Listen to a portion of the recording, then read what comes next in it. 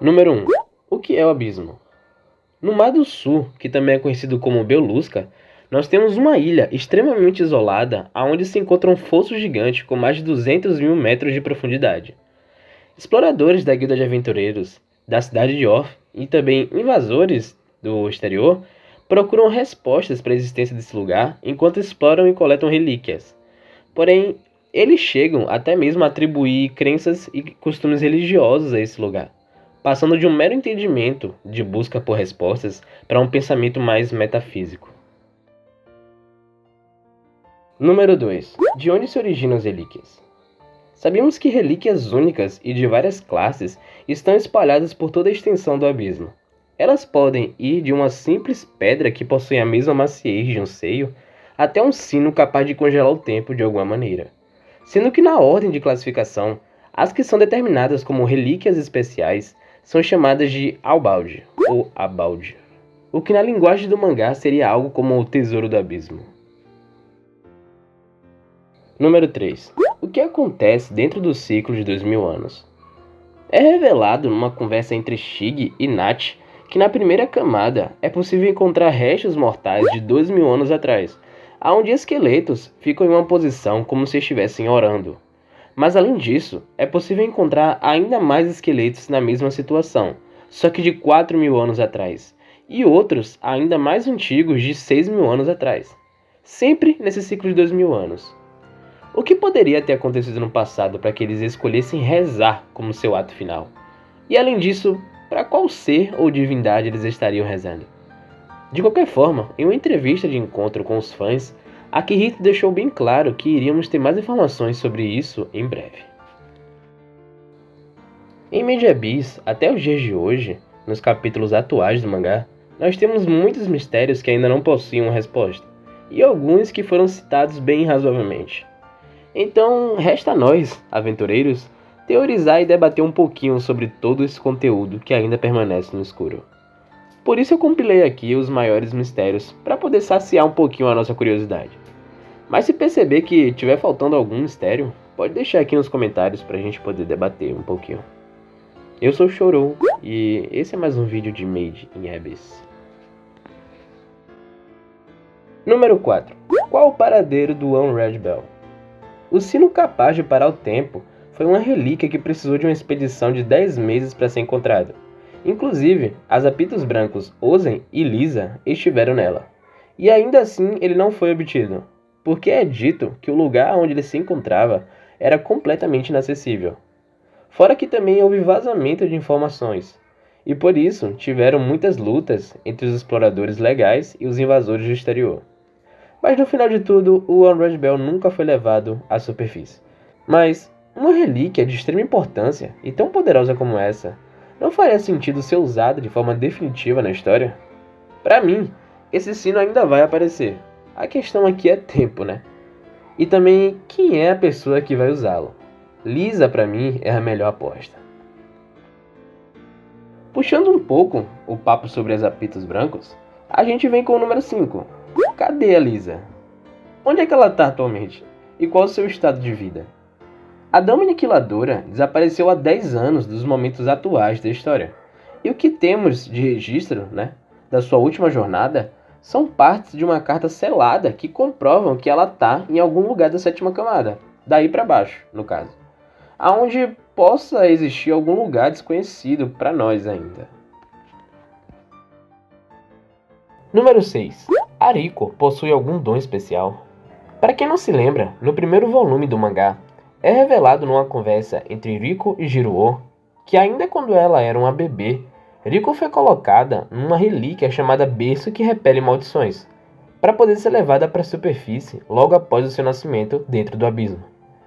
E, aliás, é por isso que o nome do anime é Made in Abyss, porque ela nasceu dentro do buraco.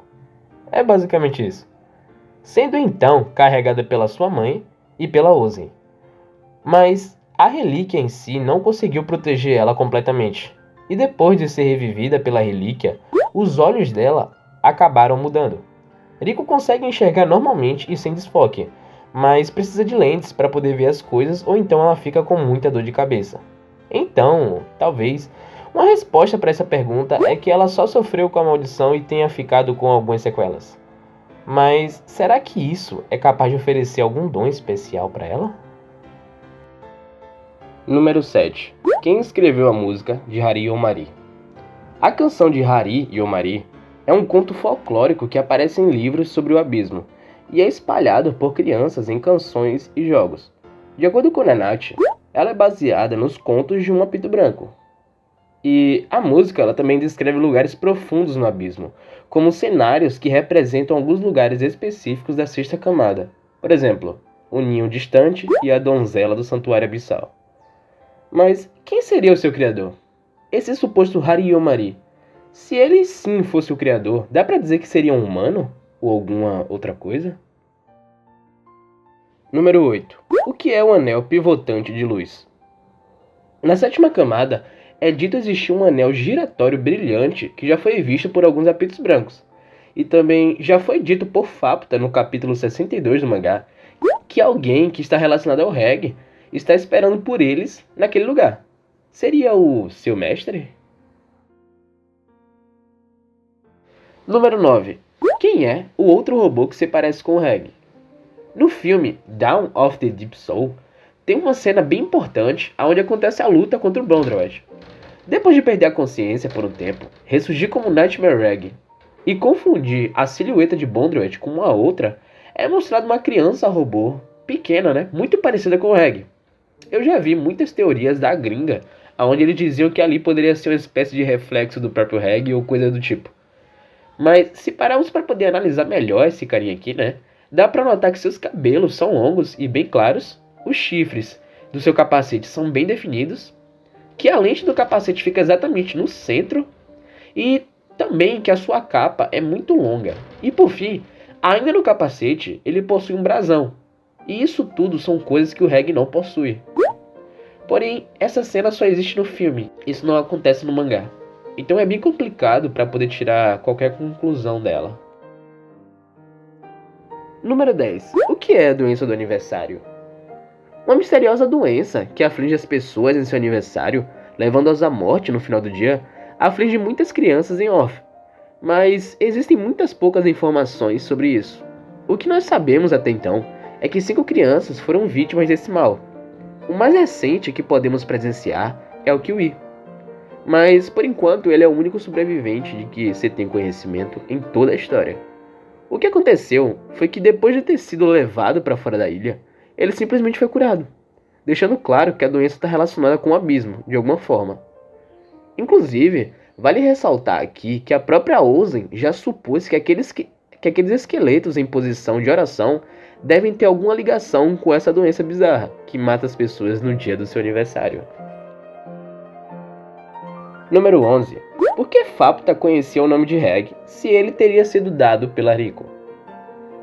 Pra quem tá assistindo a segunda temporada, que tá saindo por agora, já deve ter ficado pelo menos um pouco confuso com a Faputa chamando o Reggie pelo nome logo na primeira vez que eles se encontraram.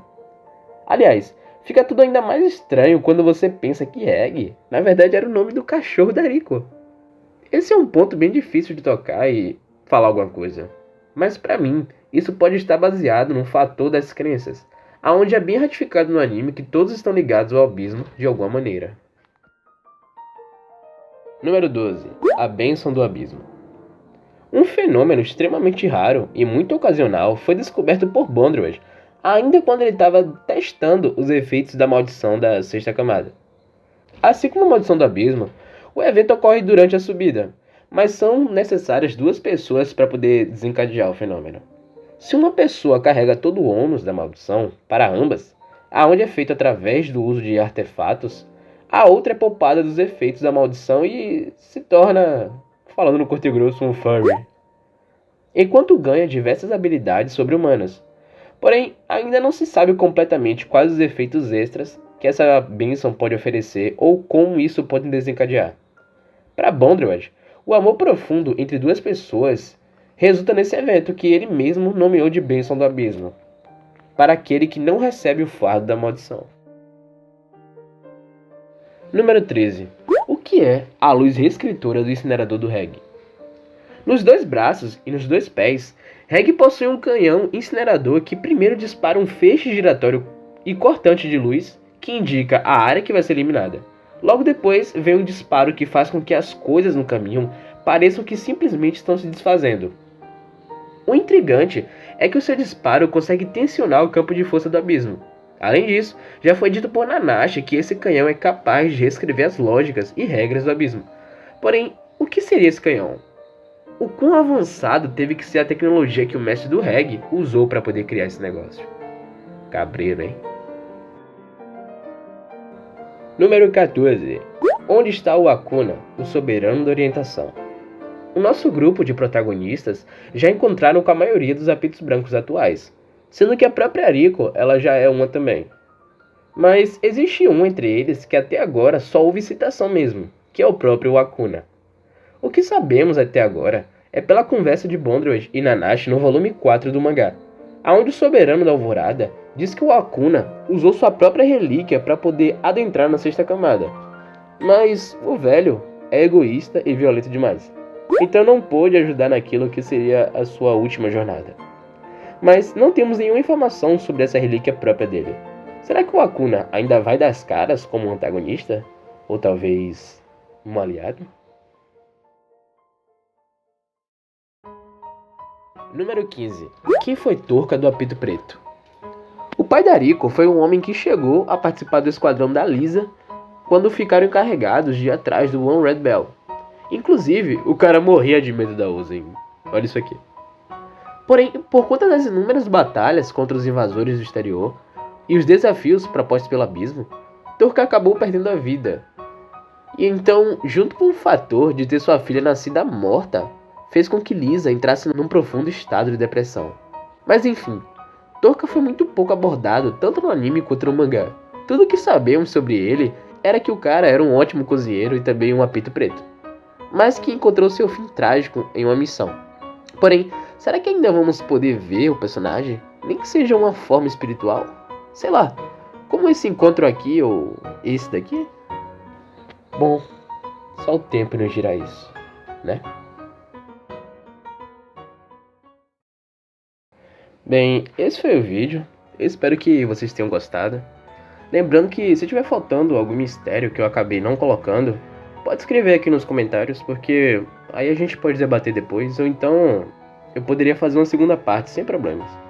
Afinal de contas, ainda tem muita coisa que ainda está escondida no escuro nessa obra. Bom, eu acho que é isso. Obrigado se você ficou até aqui comigo e até a próxima. Tchau.